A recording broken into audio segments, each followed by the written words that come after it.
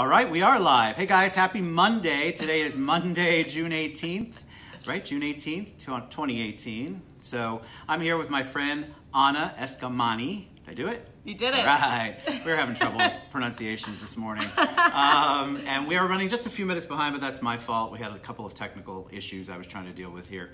But let us know you can hear us. Blue Star is on. Hey, Blue. Hey, Blue. Love you. Hey, Dawn. Hey. All right, so we're getting a thumbs up, I think. Do you want to, and Camden Ford's on. Hold on. I just want to turn this up, make sure we got all the volume we can. That was my hand. I was not blocking Anna out of the way. How dare you? How dare me? And on a Monday even. So welcome to the show. I'm really excited to have you on. I've been wanting to have you on for a while. I think we met up here at the Citrus Club, right? Yeah, we did. All right, so I'm not too old where I can't remember stuff.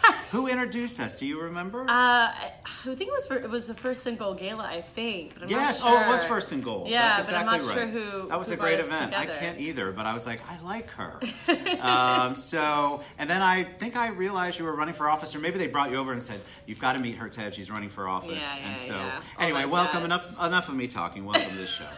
Thank you, Ted. So give us a little background, because obviously the thing that people want to know, hey, Shelly, a lot of people want to always know what your background is, because once we dive into the other stuff, it's kind of good. They make a connection. So give us a little bit of your background. And I shared your bio, but we don't want to hear you were born and then all of a sudden you're running for office. Yeah. There's definitely a lot of pieces in between. There's a whole bunch of pieces in between that. So, like a lot of folks already know, I was born and raised in Orlando. So this is my hometown.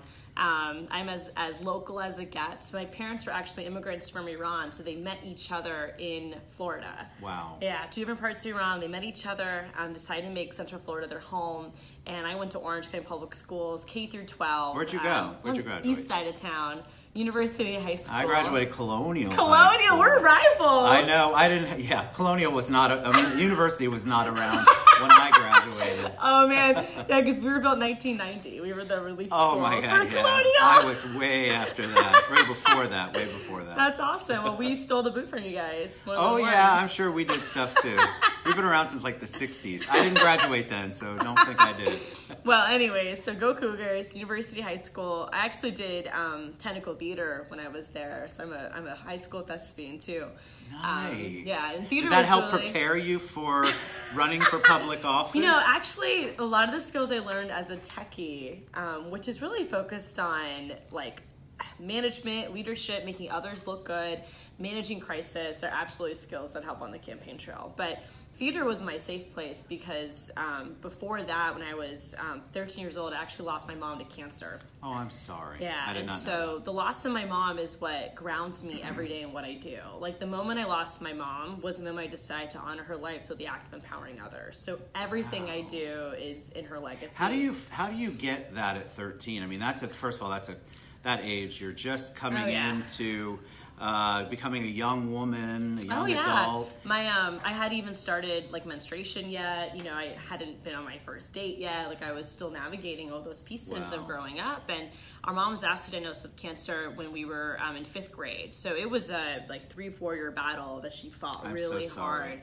But to answer your question, me being with her as a caretaker was, such an experience of resilience for me to build. And even though I knew her for only 13 years, she was such a strong woman. And growing up in Iran, you have to be strong. Women are treated differently across the world, and Iran is no exception to the value of women and how women are, even right now during the World Cup, Iranian women have been protesting because, in Iran, women are banned from going to soccer games. Why?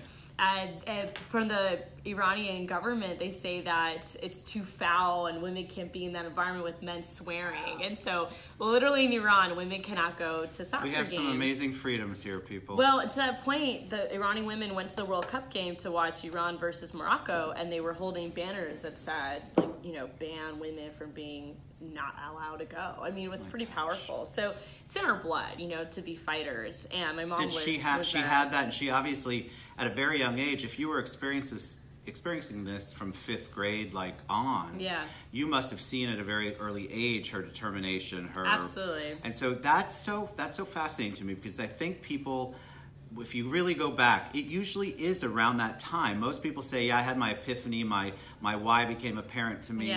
at an earlier age. Yeah, it's foundational. I mean, and for us too, we grew up working class. So my mom worked at minimum wage jobs, McDonald's. Her last job was at Kmart, where she was just a department manager. And then our dad went to UCF in '94, got a degree in electrical engineering, wow, and started working at Florida Space Coast. But still, we struggled to make ends meet. That he actually started working at Walt Disney World as a customer service rep on the weekends. Were you an only child? Are you an only child? I have a twin sister and older Oh, that's brother. right. I saw it in the bio. Yeah, I have a twin Does she look sister. just like you? Is it We fraternal twins or identical? We actually are fraternal, but it's debatable if maybe we are identical. We haven't done the DNA test So yet. you could be your twin right now, and Yeah. I wouldn't know it. You probably wouldn't know, actually. I probably but would not. If I was watching Hello, Ida. To that point, though, I mean, so growing up with my older brother and my twin sister, we really rely on each other, too. And we had such a, financially tough family situation growing up, but we had lots of love. And that's what kept us really It's amazing, together. isn't it?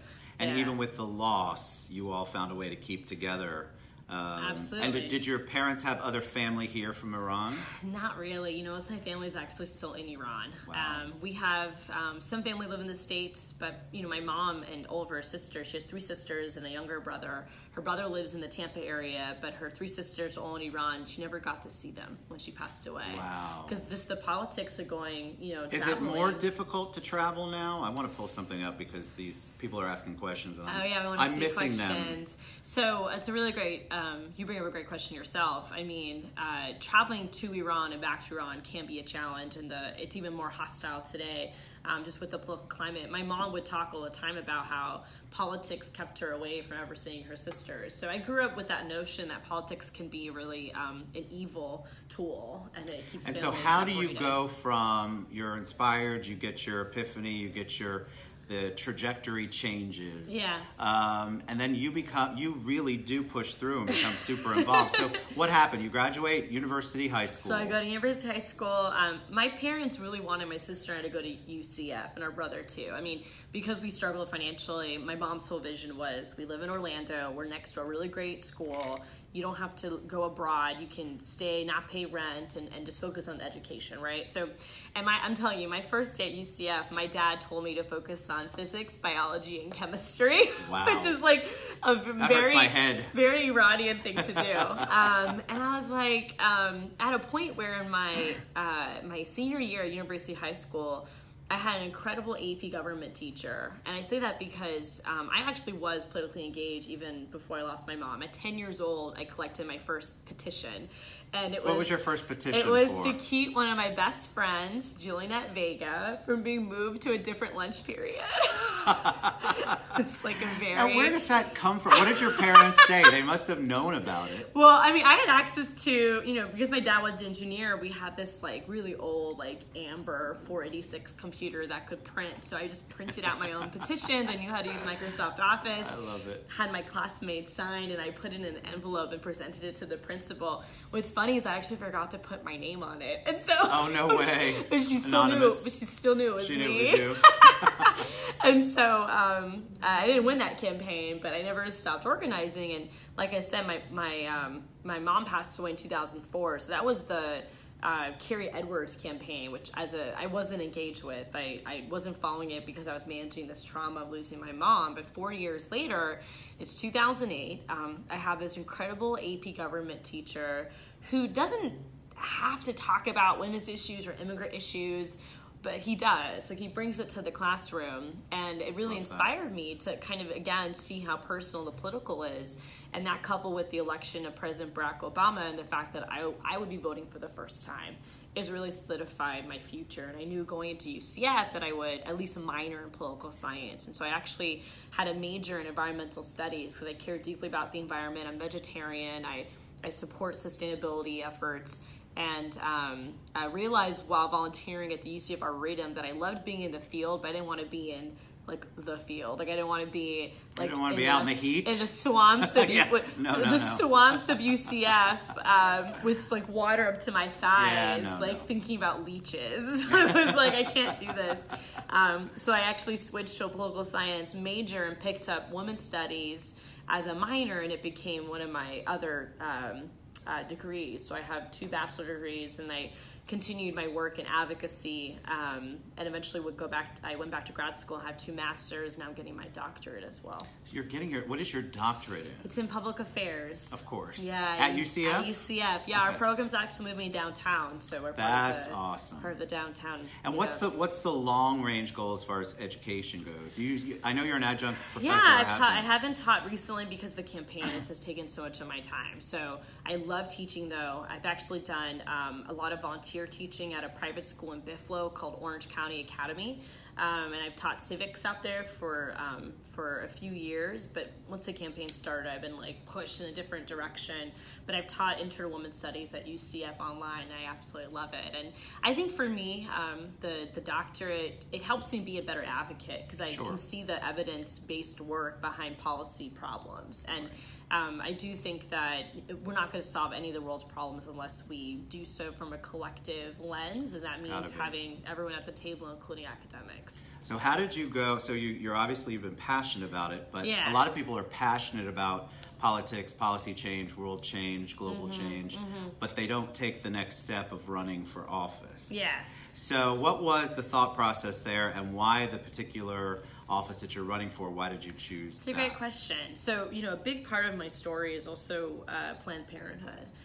So I mentioned losing my mom at a young age and not having access to a lot of resources to make healthy decisions. So I didn't know anything about dating, consent, birth control, and I actually had what's called absence-only education at University High School, which basically told all of us, false facts about intercourse and about STIs and birth control, and it put me at a disadvantage. I knew I needed to find better answers. And that's where I found Planned Parenthood through a Google search. When I was 18 years old, I walked into Planned Parenthood alone, as a first-time patient, as a first-time adult trying to navigate the healthcare system, and was met with just incredible love and empathy, and all my questions were answered. And I was able to get on a method of contraception that was right for me. And I would not be here where I am right now if I wasn't able to gain access to contraception and to really be in control of my life. And that put me in a place to teach others of how they can be in control of their lives. So I became an advocate for women's healthcare issues day one at UCF, and began volunteering at Planned Parenthood, first as a health center escort, walking our patients inside while we had protesters outside, and then volunteering at different events. And I was offered an opportunity to help Planned Parenthood with fundraising a little before I graduated, and have been at Planned Parenthood for 6 years. Wow. And you have 22 counties. Yeah, right? Yeah. I've managed a team of 6 across 22 counties, leading or organizing efforts, managing volunteers, leading press relations, marketing and communications, and really ensuring that patients are at the front of this. Patient stories need to be heard, because 1 in 5 American women have been a Planned Parenthood patient, and 1 in 4 women in this country have had an abortion. And we cannot let that be shamed or stigmatized. So that's a big part of who I am, and that led me to do work in Tallahassee. And I've never been an actual lobbyist before, but I've been able to help guide our patients to Tallahassee, share their stories. So we would go up during session and have patients share their personal stories, and just the disconnect between what's happening here on the ground and in Tallahassee was palpable. Sure. Palpable. And to that point, I've done a lot of work in trying to change the narrative and trying to shift policy to be more centered on opportunity for all versus just for some. And it led me to the 2016 election cycle, where I was so distraught, not by how Hillary Clinton lost, but how Trump won. And for my eyes, that was on the back of immigrants, women, those with disabilities, marginalized communities, and he continues to do that today with now separating families at the border. And so back when November was over, I realized very quickly that we needed more women and progressive women to run for politics, run for office. So like most women, I encouraged all my girlfriends to run. Nice. So I was like, you should run, you should run, you should run. But why that office? Because obviously you want to have an office where you feel like what you're doing can make an impact. Yeah. So why that particular office? And tell them what office you're running. Yeah, so I'm running for State House District 47, which would to serve the great people of Orlando, Winter Park, and Belle Isle, and Tallahassee, crafting the state budget and crafting policy that impacts every person in this great state. I once I started encouraging my girlfriends to run, and all of them would look back at me and say, "Why aren't you doing it?" Right. I realized that if I didn't take this leap of courage, there would be so many others who wouldn't. And so House District 47 was just the natural pick for me. I mean, I live in this community. I've lived here for years. I love Orlando. Orlando is a part of me. And I know how the legislature works. I understand the process. And it just seemed like the perfect fit. And the community has really wrapped its arms around us. You know, we've raised... Well, I definitely feel, you've raised $270,000. I heard you say that earlier. Yeah. I think what's happened on your campaign, you definitely have gotten a lot of incredibly powerful, positive press. Oh, and endorsements. Orlando Mayor Buddy Dyer endorsed us last year. I mean, incredibly early in September of 2017, and that tells me that we're doing something right. You know, we're a very inclusive team. Like we have an open heart to everyone, but we're also really unapologetic when it comes to standing for our values, and I think that appeals to what makes Orlando. If you've watched the show ever, it's Orlando's. I've got such a heart for Orlando, so I love but when people get involved, I always like to know the story behind it, because if you want to make an impact, you have to know why and where and how you're going to do that. In politics, sometimes it gets muddy. Oh my God. It's very muddy because it's politics, right? So muddy. So you want to get in there and you want to make the change, but you have to be strategic about where you're at and where you're placing that, because there's a lot of different offices you could have chosen to run for. Well, and I also think, for folks watching back home or at the office, for me, I'm a hero only if I need to be. I'm a facilitator first. And so my passion is helping others identify their sense of value, their sense of efficacy. And that's been my work for the last 10 years, is what can I do to help you reach your fullest potential? And as a State House legislator, that's my job, is to connect the dots, is to have an incredible district office that delivers high quality casework and case results. But to also make sure that when you ask me, hey, Anna, I'm really upset because my rent is going up, where can I go, what should I do, that I'll be able with my office to say, here's exactly your points, here are resources. We talk about that, the resources. I mean, the city's done a fantastic job, I feel like. Overall, Mayor Dyer's office has done amazing to get resources up there, but it's still things you have to really try to understand how to maneuver through. It's super wonky. It's super wonky. That's the reality of government, is that it really is, to some degree, it's almost built to be inaccessible, and we have to try to cut through that and make it more attainable for everyday folks to navigate. Even coming downtown to access resources, if finding parking can be a struggle for an everyday person, right? Or absolutely. If you don't have a car, navigating the public transit system, there's just a lot of access points that you need your legislator to be really sensitive to. And that's who I am. Is I'm an incredibly empathetic person. So I try really hard for myself in someone else's shoes to try to figure out, how can they reach their fullest potential. Well, I think the facilitation part is so key, because so many times politics, it becomes this nasty battle, and then the constituents are left in the dust. Absolutely. And so if everybody's focused on the battle instead of the people, then everybody loses. And so if you've got a facilitator's heart, which is what I hear you saying, then you're willing to listen. And I think a lot of the times we mess up as community leaders and community influencers because we're not listening. We've got an agenda, and we're not hearing what people are saying to us. Yeah, I'm always very thoughtful to the notion of never making assumptions, especially when you go into a new community. And again, the goal of any organizer, which is my roots, is that I help to organize communities and to help communities understand their own worth, is that you're just there as a trainer, as a facilitator. You're there to help folks who already live in these environments own the problem and help solve it. Right. And right now there's an email that I still need to get back to, of a constituent who came to me about concern in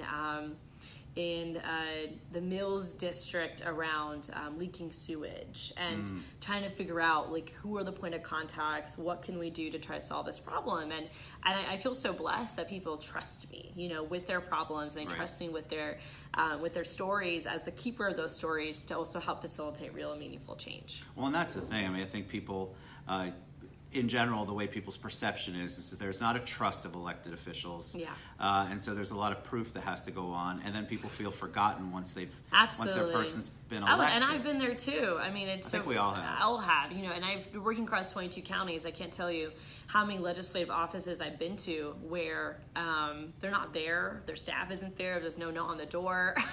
Right. I mean, it's like, I thought government worked for me.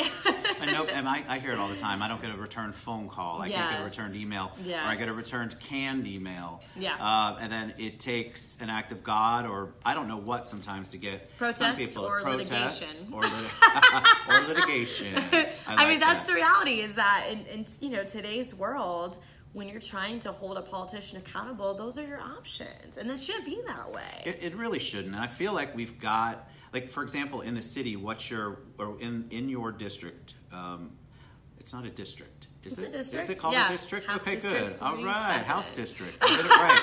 Wow, it's early Monday morning, I guess, or afternoon. Not that early. It's totally early. What is do you have a top priority or some kind of top initiative that you want to implement? Yeah, absolutely. So, I mean, government accountability is one of them, and actually, I have a few priorities on government accountability. When we're knocking on doors, the issues that often come to mind for us are the environment, education, the economy, and healthcare. So those are the four that always rise to the top when we're talking to voters. I mean, I met a new voter, actually. She just moved to the district from Hunters Creek area, whose daughter has a pre-existing condition.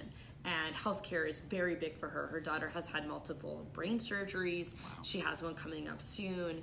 Her daughter's following me on Snapchat now, so we keep in touch. And to that point, if there was a removal of pre-existing conditions, which is at threat right now at the federal level, then her daughter potentially cannot access health insurance anymore. So she's worried about it. She's worried about it. Education, we have incredible public schools in District 47. We also have charter schools that deliver unique niche services as well, and trying to find a happy mix. We're not leaving behind public education, but also not allowing for the abuse and exploitation of for-profit charter schools that are private to also hurt the reputation of good charter schools who are out there. So there's a lot of work to do, in all these realms, and we hear it on the doors. We knocked on over 11,000 doors as a team, and that helps us have a really good feeling of what the community is, what keeps them up at night, and what we can do to help in Tallahassee. Do you feel like your youth, and I say that in a complimentary way, your age is a plus? Are you meeting any kind of resistance? Because I think that your energy, the energy of the youth and the motivation of the youth, which you mentioned earlier, what your motivation was. Yeah. That is very powerful, especially going into this. Strength. Yeah, I consider it a strength. I mean, and so when I first made the decision to run for office, the first thing that I did was I wrote what I would say if I lost. And I did that in an effort to accept loss, as a reality for any candidate. That's a big risk you take, and you have to embrace that notion. But I also wanted to identify the victory and loss. And for us, it comes in two ways. One is talking about stories that no one else is talking about, kind of the issues we've talked about already today. Right. And not being fearful of even the most heated debates or discussions, but to really embrace those and be courageous about it. The other side of this coin, though, is training a new generation of young people to not only get involved, but be leaders in this work. And I'm so blessed in the fact that one of my priorities early on the campaign trail was our high school students. And we reached out to groups at Winter Park High School, Edgewater High School, Boone High School, and we spoke to different gay straight alliances, Young Democrat chapters, feminist clubs, just to make sure they know that we're here and that we have their back. Obviously, many of them can't vote for me, so it's not about voting. It's about helping to build their sense of efficacy. When Parkland happened, shock around the country, right? And for us in Orlando, it's incredibly more personal because of Pulse. My phone would not stop ringing because high school students who I had worked with and met with were texting me asking, how can I help? And this past 2 weekends ago, we canvassed every weekend. We had an office hour, volunteer hours. I had 4 high school students join me in different times, 2 who canvassed for the first time. And I'm such a mom. People call me Eskamani sometimes. And so Eskamani, nice. Me and my twin sister. You should hashtag and that. so these 2 new high school students came, and one from Dr. Phillips, one from Oak Ridge, and I didn't want them to be alone, so I took them with me to knock on doors. And then afterwards, I took them to get smoothies, because I'm an Eskamani. And then after smoothies, we were near Pulse, so I asked if they'd been to Pulse before, and this was the Monday before the 2-year mark, and they hadn't. So we walked over there, and just to see their reaction and the sense of purpose that they held from being there was incredibly profound. I know they're never going to forget that moment. They're never going to forget our campaign. And this is just the beginning of their career in civics. Right. And then the day after, we had Sam join us. And Sam is one of my high school volunteers from Seminole County. His dad brings him over to join us. And he's incredible young 10th grader. And then my AP European history teacher from UHS, who now teaches at Winter Park High School, brought his son to us.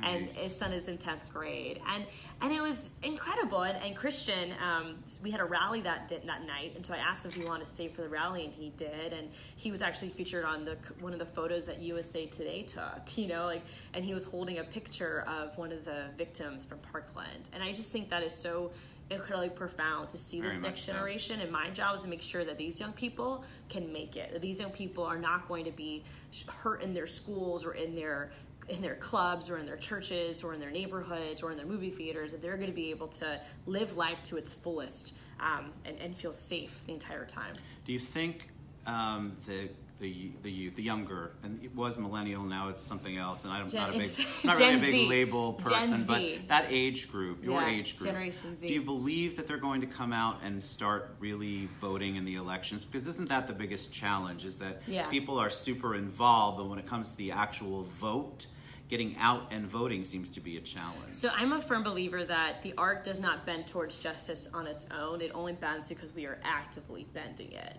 So these young people will not vote unless there are mentors who take on responsibility to help them get registered and help them get to the polls. Absolutely. My twin sister is an incredible example of this. She's the chief of staff to Representative Carlos Guillermo Smith in Tallahassee, and Carlos is one of the most passionate and powerful advocates on gun safety issues, along with medical cannabis, equality, and so forth. And Ida is, the woman behind all the magic. And when Parkland happened and all these high school students were coming to the Capitol, they would go to Ida and Carlos and ask, who do I talk to? Where do I go? And again, the passion is there, but you have to have the direction and the process. Correct. And it's people like me and my sister and others who would have the experience to be those mentors. Right. And together we will make sure that these young people are heard in November, not just this November, but every November after. I think it's so critical because I think as a whole, people in our country feel like their one vote won't count. And that's just so not true. It's just such a beautiful opportunity that we have in our country to actually cast our vote. And I just wish people would take that a little more seriously. But I understand their frustration. Again, going back to politics as a whole, it's very frustrating to vote for somebody and then immediately be disappointed and immediately feel like you're left to the curb. Totally. I mean, and I've been doing voter registration for a long time. When I was at UCF and served as vice president of College Democrats, my twin sister was president. This was, over 6 years ago, but we registered over 11,000 students to vote at that college campus. And I remember so many students saying, my vote doesn't count, why vote, why bother? And a lot of times it was a persuasive campaign to just ensure that they realize the power of their vote and how votes, you don't want to give up your power by not voting, and it's so critical to our democracy. And the reality too is that Tallahassee and legislatures across the country intentionally make it harder to vote. Right. There was a voter suppression bill that the legislature passed in 2011 that made it very difficult to register people to vote. You could get penalized and continue to face those risks if you do voter registration, which made it hard to do voter registration on college campuses. So the reality is that the status quo is trying to put into place policies to make it harder for us to have our voices be heard, and we have to continue to be persistent in our efforts to challenge that. So before we wrap it up, as one question, as a facilitator, as a person who obviously is open for discussion, what would one thing that you would want anybody who's leaning to the right of middle know about you, because I think what happens is immediately people vote party lines, and they don't totally. listen to the issues. They don't really understand what's going on, because honestly, trying to maneuver through the craziness of figuring out who's really representing what is very difficult, and most people get their opinion off Facebook or social media. Absolutely. What would you want them to know? Because you have, one of the things I love about because I've had a lot of people who are running for office on, it seems like people are more willing to listen and not badmouth. And I'm praying that we have a non-badmouth election coming up, at least locally. I can't ever think about that for the national, but for local. Boy, yeah. So, but if somebody's on to the right of middle, let's say, what would you say to them? How could you show them, or what is the one misconception about your side, the lefter side of things that they should know? Well, the first thing I want to say is that we're so blessed to have Republican supporters. We actually have so many Republican supporters that we rolled out Republicans for Honest stickers. I saw that. And yeah, my name looks great in red, by the way. And so we're really fortunate to have the support of those the important things. I like of all political persuasions, because I think what people admire about me the most is I'm authentic and honest, and you know what you're going to get with me.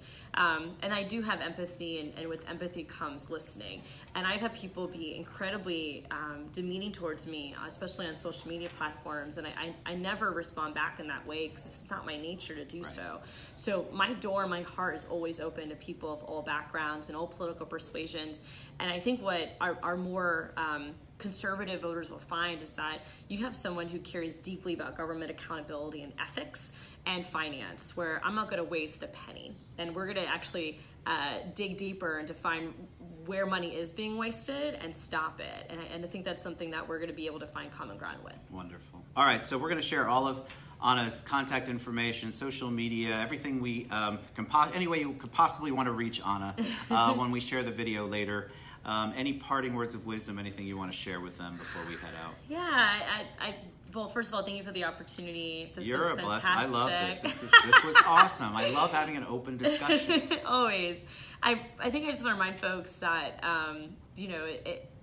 it's a tough time in today's politics. My heart hurts almost every day. I get a CNN alert. And the idea of right now watching children being separated at the border from their parents is not just heartbreaking, but it's infuriating, because it's so un-American.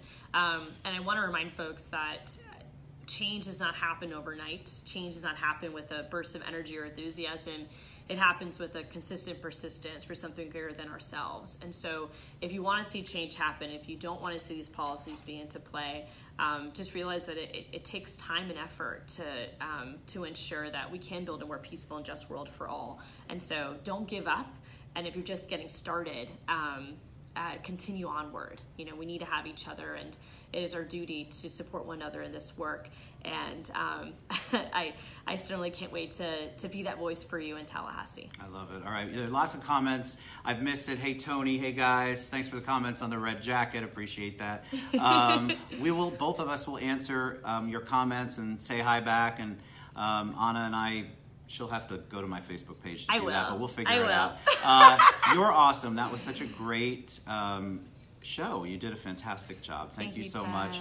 And thank you guys for being respectful and loving and caring. I'm never sure what's going to happen. You never know. My audience is really, really loving and caring and likes to hear and listen. So in general, they're amazing. So we love you guys. See you later. Bye.